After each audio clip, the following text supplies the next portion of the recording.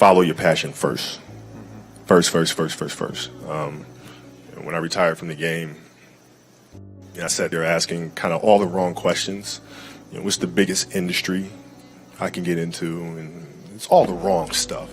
And you got to sit there and ask yourself, okay, what am I truly passionate about? What do I enjoy doing?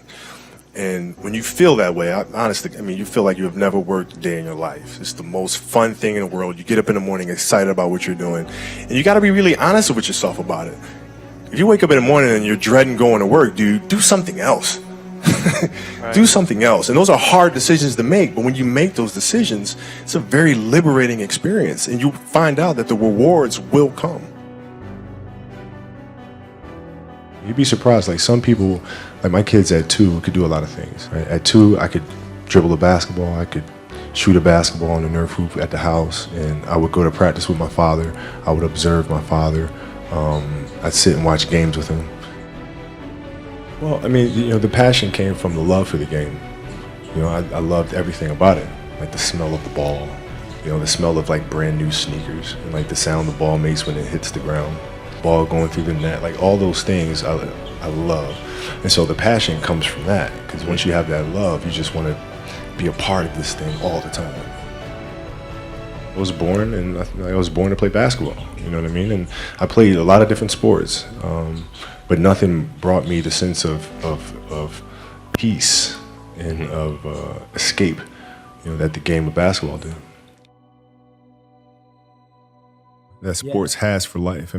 Sports is the greatest metaphor we have in terms of dealing with life. Because, even if you listen to music will give you guidance, right? That you can then meditate on and think about how you would apply it. In sports, you have to apply it in the here and now. You're faced with challenges moment to moment. You're faced with pressures and anxiety and communication or the lack thereof and all sort of stuff. Like, it's in the moment. So you have to live it. And when you practice those things, you become better at it. But I just feel like in this day and age, our children have become less imaginative about how to problem solve. And parents and coaches have become more directive in trying to mandate or give orders or teach kids how to think and teach kids how to behave and tell them how to behave versus teaching them how to behave. Basketball for me was the most important thing. So everything I saw, whether it was TV shows, whether it was books I read, people I talked to, everything was done to try to learn how to become a better basketball player. Everything. And so when you have that point of view, then literally the world becomes your library to help you to become better at your craft. I growing up in Italy. When I first moved over there, it was, I didn't speak Italian. I didn't have any friends. I had the game of basketball, and through sport and playing soccer, I was able to make friends and build connections. But it was a lot of time spent alone. And when I came back to the States, I wasn't the most athletic kid. I was really scrawny, like really, really skinny, and had like major knee issues because I was growing. So I was the dorky kid with high socks and big old knee pads. I had to look long term. I had to look at it from a long term because I wasn't going to give up on the game. Right. So I had to say, okay, this year I'm going to get better at that. Next year, this, and then so forth and so on. And then patiently I was able to catch them. It's just piece by piece, and it's the consistency of the work, which I feel like a lot of parents are missing today because we're not teaching that to our kids. We tend to say like kids don't want to do the work, but in reality it's us. We're failing them because we're not leading them the right way and teaching them how to fish, you know what I mean? And so like the consistency of work, Monday, get better. Tuesday, get better. Wednesday, get better, right? And you do that over a period of time, not like 1 month or 2 months. It's 3, 4, 5, 6, 7, 8, 9, 10 years, and then you can get to where you want to go. If your job is to try to be the best basketball player you can be, right? To do that, you have to practice, you have to train, right? You want to train as much as you can, as often as you can. So if you get up at 10 in the morning, train at 11, right? 12, say 12, train at 12, train for 2 hours, 12 to 2. You have to let your body recover. So you eat, recover, whatever. You get back out, you train, start training again at 6. Train from 6 to 8, right? And now you go home, you shower, you eat dinner, you go to bed, you wake up, you do it again, right? Those are 2 sessions, right? Now imagine you wake up at 3, you train at 4. You go 4 to 6, come home, breakfast, relax, blah, blah, blah. Now you're back at it again, 9 to 11, right? You relax, and now all of a sudden you're back at it again, 2 to 4, and now you're back at it again, 7 to 9. Look how much more training I have done by simply starting at 4, right? And so now you do that, and as the years go on, the separation that you have with your competitors and your peers just grows larger and larger and larger and larger and larger.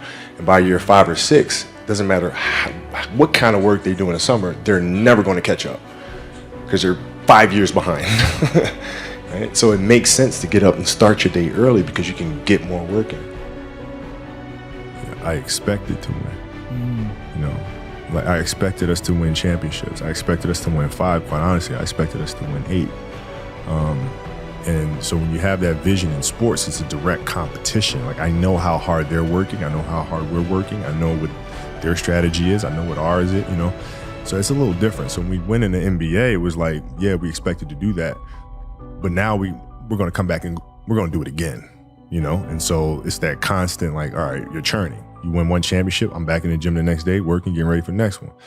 Now, it's different because it's not about the awards. You just wind up trying to create something that's going to inspire someone that hopefully, through that inspiration, they can inspire somebody else. And what I've come to learn as my career went on is that's more significant than any championship. Is how do you connect with somebody that can then connect with another?